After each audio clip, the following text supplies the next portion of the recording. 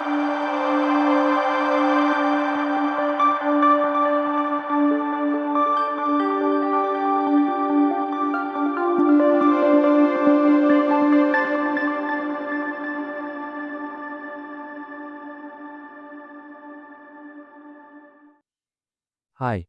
welcome to the second episode of Self Realization Podcast.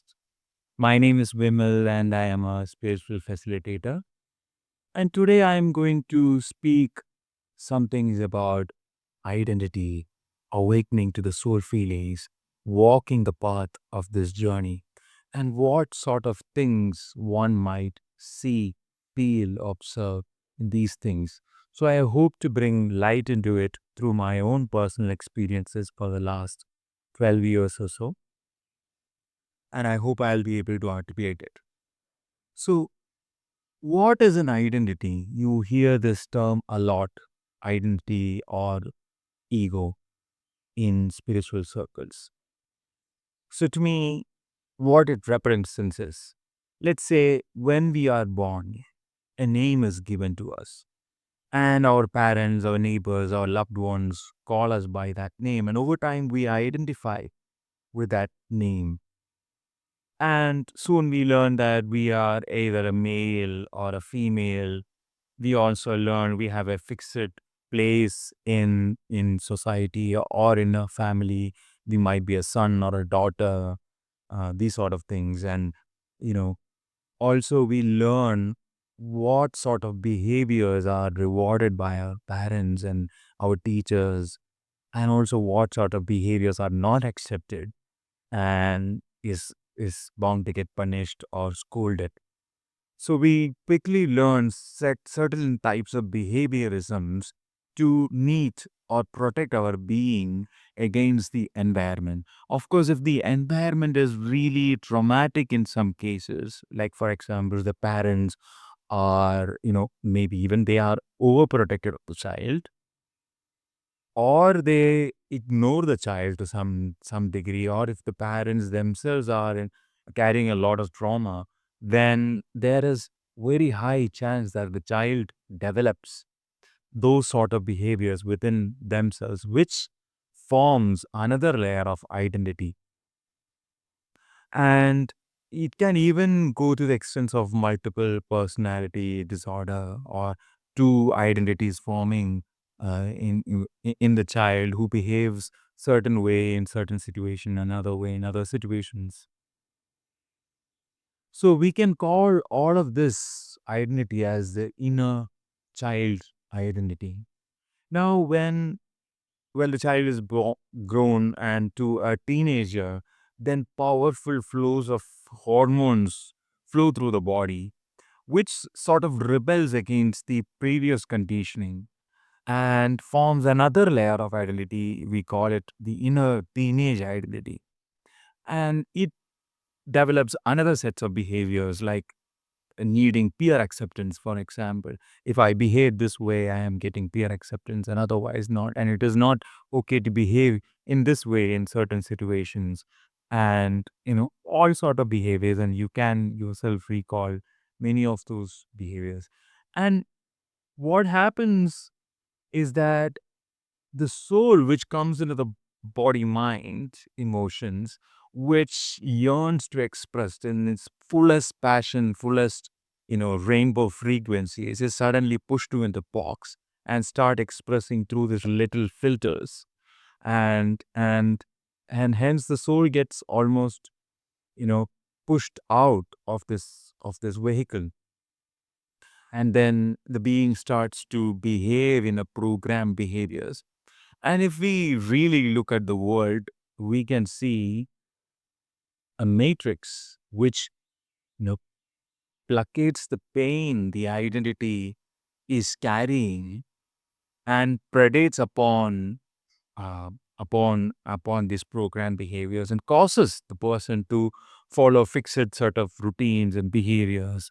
And, for example, a person might end up doing a job from 9 to 5, even though they might hate it, because the being can only see that's the only way to survive in this world, which actually points to a belief system of the identity we carry from our parents and through the ancestral lineage, one of survival consciousness. And I think looking back to my own journey, that was one of the reasons that kept me in the role of the identity. Of course, there were other reasons like looking for belonging, love, and all of these things within groups and friends and family and all of that. But let's talk a little bit about survival consciousness.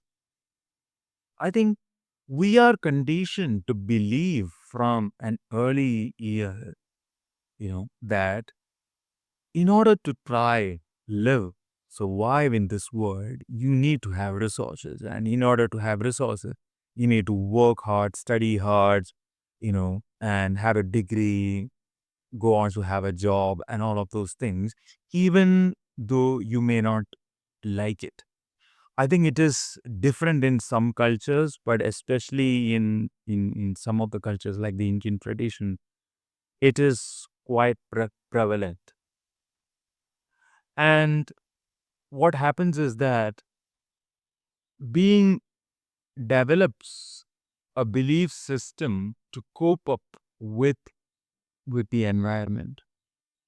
But really, this is actually the opposite to the natural law of the universe. The natural law of the universe is you be your true self and express your passion from that place, and everything around you, including and relationship, a place where you lived, the friends that you had, resources, the things that you do in your life, all of that manifests as a result of your authentic expression of your being. So you express your passion out into the world and reality shapes accordingly. But the belief system says opposite. It says you have to have resources, so work hard, have resources, then you get some free time and then follow your passion, you know. And this is actually one of the many examples of the belief system and identity might be carrying. So out of the blue, one could experience awakening out of this paradigm of beliefs. For me, that happened just like that. I wasn't spiritual or following any religion or meditation practice, any of that. But what precipitated my awakening journey was I journeyed to the Himalayas, um, in during the college period, during the end of the college period, and caused to see how people live differently, are following their passion, connected with nature. And I thought, okay, so whatever I believe to be true in my consciousness is not really accurate, and the things that I am doing or end up doing in my life is not aligned with my true nature, which caused a breakdown within my consciousness and caused me to awaken from that. But if I really look at that from this vantage point, there is no blame or regret for that had to happen, because without all of that, there wasn't, or there wouldn't be any awakening, you know. And I value that, anything will value that more than anything, because if you see, the nature of reality is, we are living in a relativistic world, left and right, up and down, hot and cold. So for one to experience liberation is to experience the constriction from that liberation, so that the soul can liberate out of that experiences. And many people experiences this in many forms. Some people might be having gentle awakening, and some people would be having like massive awakening. For me, it was like a gentle awakening at that time. So what are some of the feelings of awakening to the soul consciousness out of the identity? I think some of their experiences would be a sense of awesome okayness, lightness, expansiveness, even bliss. Because what really happening is the energy which was locked into this old beliefs and identity and emotions and all of that, it's suddenly released and rises from the being, from the base into the heart chakra. So this rising of energy opens up the heart chakra, and one starts experiencing life other than the mind. Of course, the mind is there, but the heart now opens, and there is an inflow or flooding of a sense of love or compassion towards other sentient life, not just towards localized towards a family or a partner, but it is a wider phenomenon now reflected across all sentient life. Even plant and animal kingdom, you start to feel that love, and through that love, you also see and feel the interconnectedness and the identity thinks it is somehow a separated being disconnected from the naturalness of the universe. And we say things like, oh, I am going out into nature and I'm going to go for a walk in nature, these sort of things. But really, we are nature. We start to not just through intellectual knowledge or pontification, but feel that we are just as nature as a butterfly or a bird, just that we have this intellect, and which is a great advantage. We can pontify like that, but also causes us to, uh, be in this identification.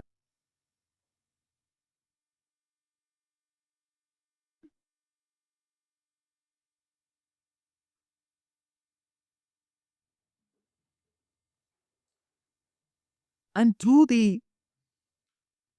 that interconnectedness, one might also see how the external is actually a reflection of the internal. So you start to pick up signs and synchronicity, which is pointing to an inner inquiry you might be having. I was particularly noticing this a lot, which was guiding me in a certain way, which actually inspired me, caused me to change my life situation drastically at that point, and asked me, I wouldn't say it asked me to do anything, but inspired me. It was not an external guidance coming from somewhere else. It was like a knowing, feeling, yearning pull that is happening from inside, which could be felt as a heartfelt pull to go in a certain direction. So I was supposed to, you know, go into a certain place and take up a house there and start living more closely connected with nature and connect with locals there. And I even started farming. It wasn't something that I used to do in my life because I was more like a studious child, more focused on and education and all these sort of things. So, and it also actually invited me to drop out of college because I came to see that is not really my path. It was something that I thought I should be doing. Nobody asked me to do, but I thought I should be doing based on the value systems of society, based on, desires, ambitions, goals, money, and all of these things, which didn't have any relevance in my journey at that time. And it was clear this is a feeling, excitement, true meaning, and yearning to know more about life, which is beyond even all of the desires of the identity that I was carrying. And it was the inspiration to follow that more than anything that I could achieve in this, material world.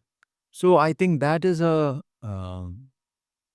foremost thing that could happen to anybody on the spiritual path. There is a yearning commitment to more, to know more about the journey, and would cause us to connect with teachers, other people who are on the spiritual journey, to books or films that reflect that kind of, information or energy that would help us to embody more of that, uh, more of that journey.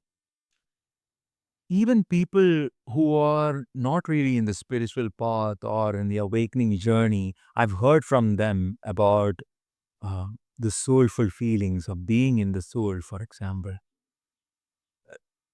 Last a couple of weeks ago, I saw a movie called F1 and starring Brad Pitt. And in the movie, Brad Pitt is like a Formula One driver, and there is all of this noise that is around him, around success and failure and validation and acceptance of achievement and all of these sort of things.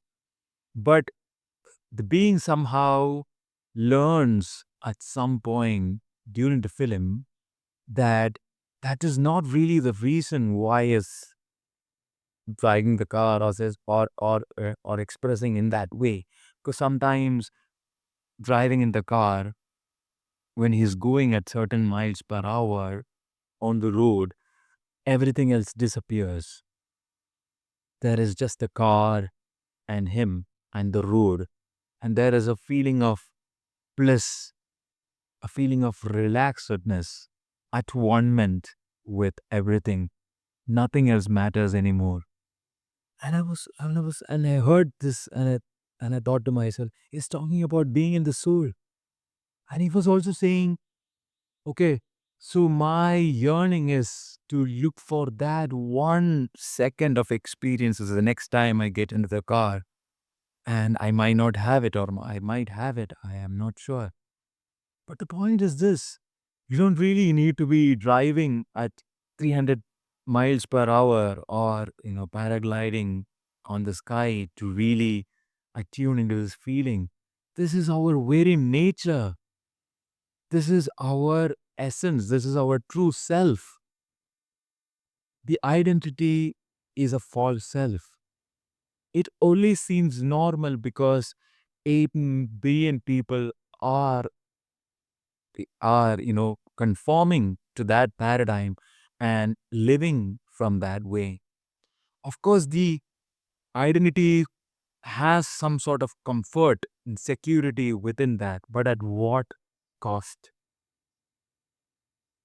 So, if you are yearning to develop more of the soul feelings, some of the things that would be essential based on my experiences is one, being the observer of oneself.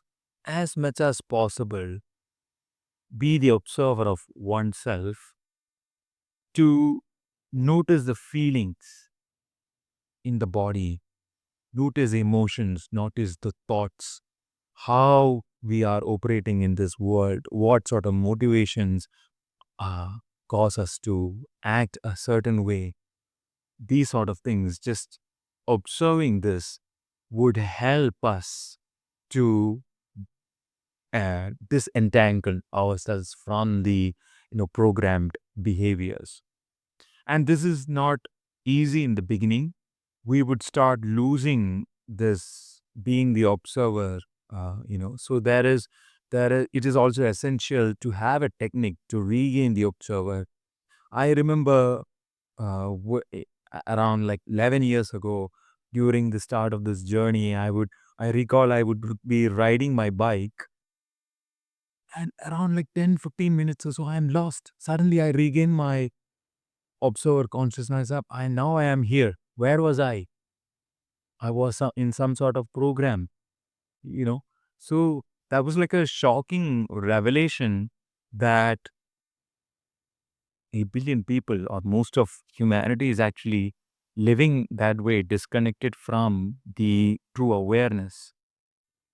So then I would, um, to amplify more of that observer, I would imagine a flame within the heart center, which helps me to anchor more in my body and help me to, observe my own consciousness through it. So really, actually, being the observer of oneself in this way is actually meditation.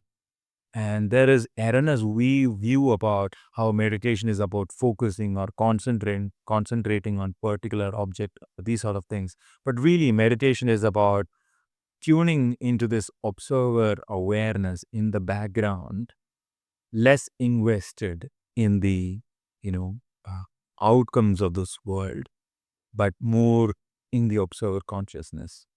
Which gets me to the third point, which is to let go, practice to let go the need for any particular kind of attachment. The soul, which is our true self and emergence of that, doesn't have any sort of attachment for the reality to be a certain way. It is absolutely able, awesomely okay to be in any situation and completely accept that, which doesn't mean to accept everything that happens to us. Of course, there is the soul uh, impulse to set adequate boundaries or speak our truth in certain situation.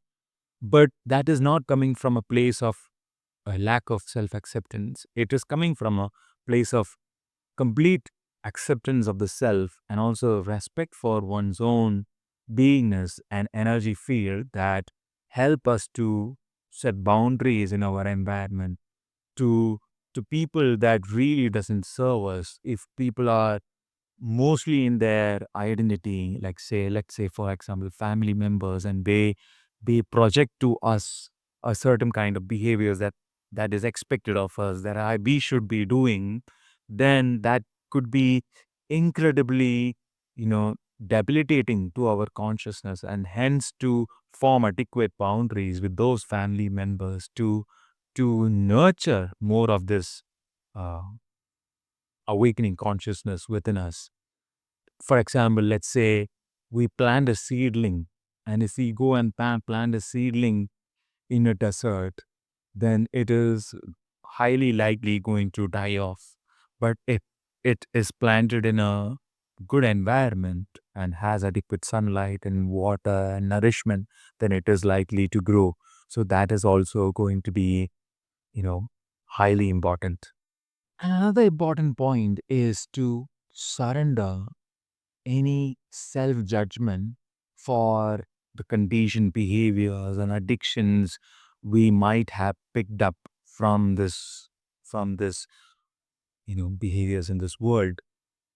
Of course, we are living in a highly dense place where there is way high chance of disconnection from our divine nature, from our soul, and hence we might feel the need, which is understandable, feel the need to placate that pain of disconnection through some addiction, like uh, you know smoking cigarette, or being overly addicted to social media, or needing peer acceptance or anger, these sort of things. So it is to really break down those addictions. It is absolutely important not to judge ourselves, and also not to criticize or judge the parents of the society which caused in some way for us to get these behaviors. Why? Because our parents were conditioned by their parents and by their parents and so on. So if there is a blaming that is happening, that is a never ending. So we are given an opportunity at this point to take responsibility and break this ancestral uh, carrying of karma that we have been carrying for many generations.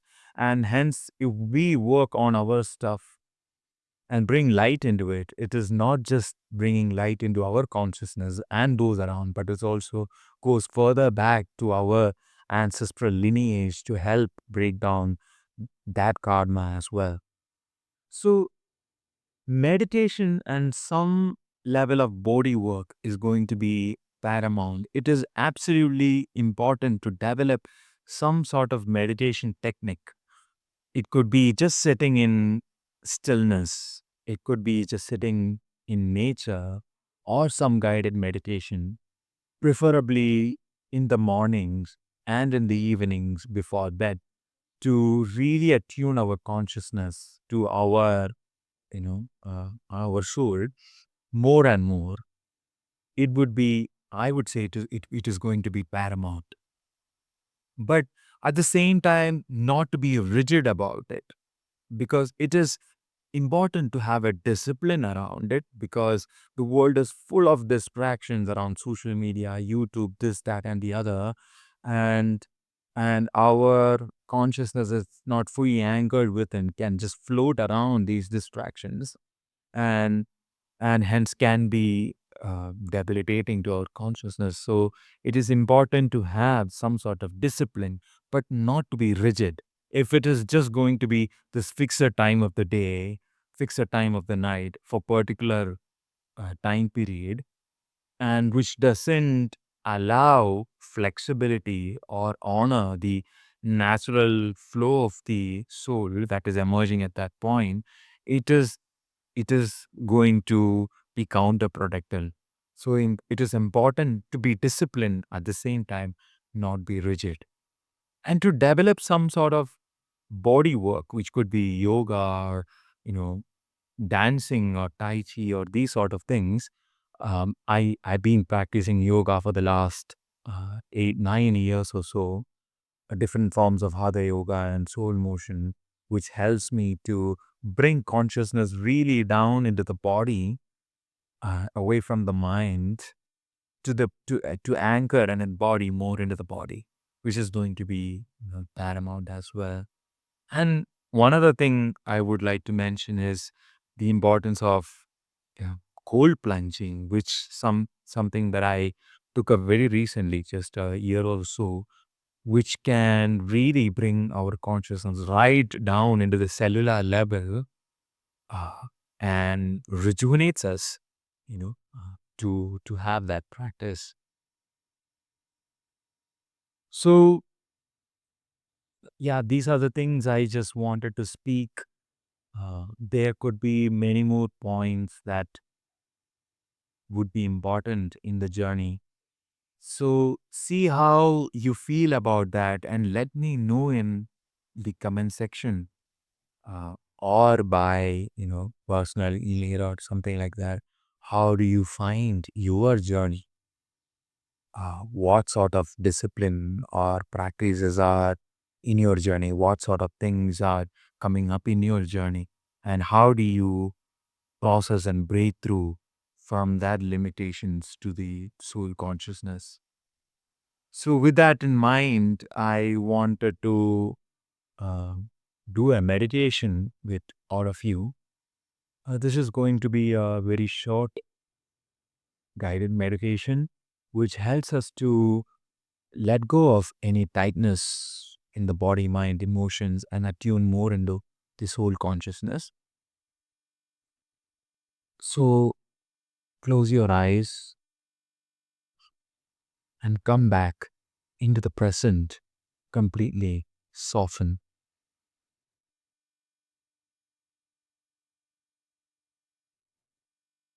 coming into the body and listening to the sounds around.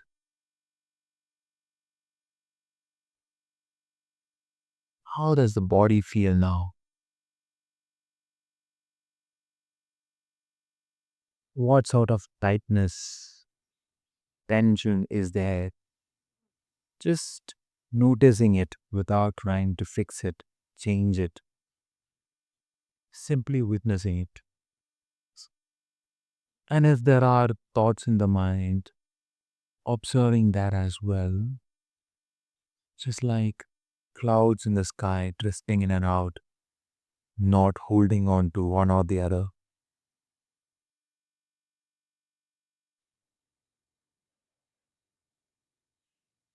And bring your awareness into the crown of the head, the top portion of the head. Deep inhale and exhale, soften, relax, let go. Letting go in all directions.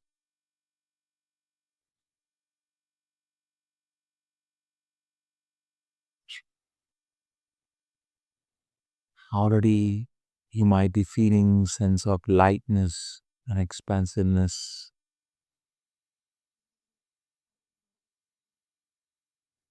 coming down into the third eye, softening, letting go, relaxing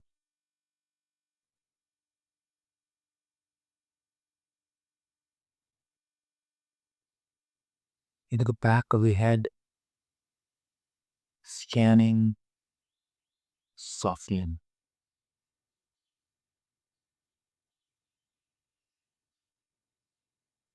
scanning the face, the jaw,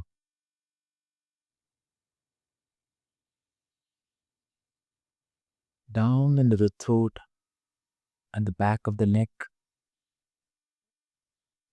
softening, relaxing, letting go. It's like the weight of the body falling off, giving yourself permission to relax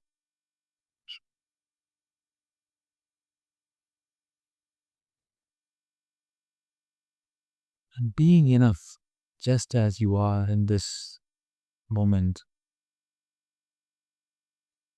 Any worry, any plans, just letting go for the time being and coming more into the energy and allowing and accepting your being,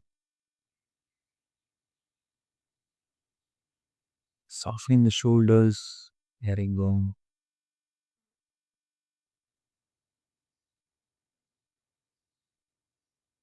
relaxing the hands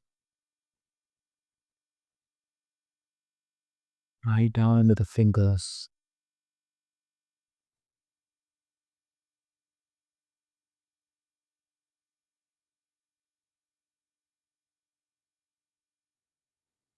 relaxing the spine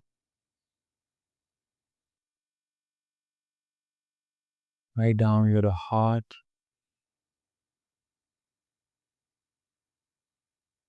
just noticing any tightness or if there is lightness around that,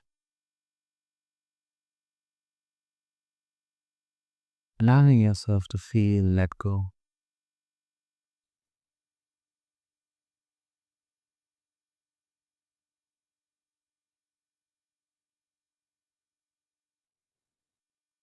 Down into the solar plexus on the spine. Deep inhale, exhale through the solar plexus. And there could be old beliefs, mind conditioning that could come active while you bring your soul energy into it. So just soften, let go. Know that we are enough just as you are. Nothing needs to be done. Nothing needs to be added to what you are already.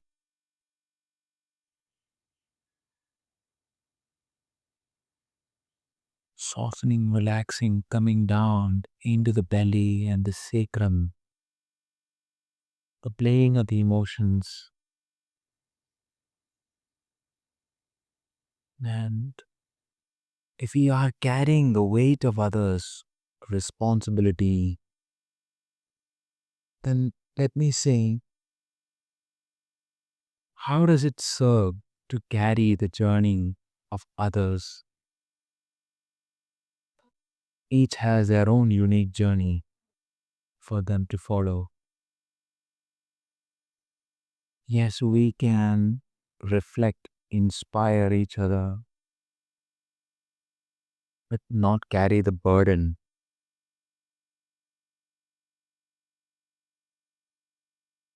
So letting go of that,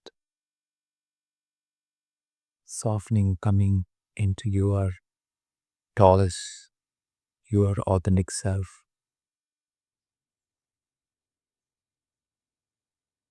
And any help, service that you can offer to the world, it could be to your family, to your children, to the ones around you. it comes from this place of authenticity, of relaxed openness, not one of constriction.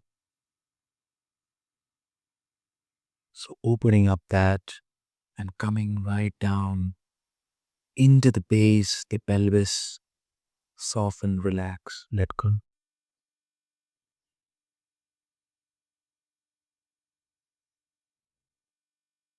The physicality of life,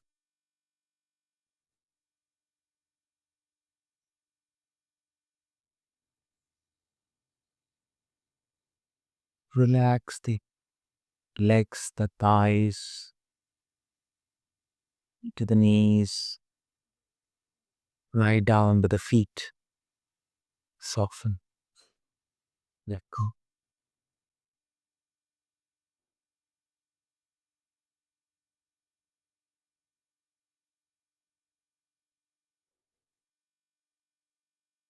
Now the whole body is relaxed.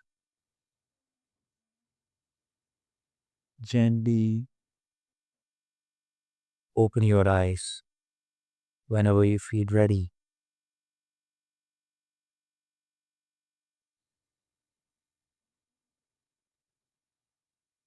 So that was a very short meditation which helps to bring down consciousness more into the body and let go of any mind conditioning or emotions. So if you feel a resonance with what I shared and the meditation, check out the website vimalfreesoul.com, through which I share a lot of content, videos, articles, and also my passion is to support spiritual awakening in others through the sessions that I offer. So make sure to check out that. I named it Discover Your True Self through our one-on-one session with me. You can see that on the website.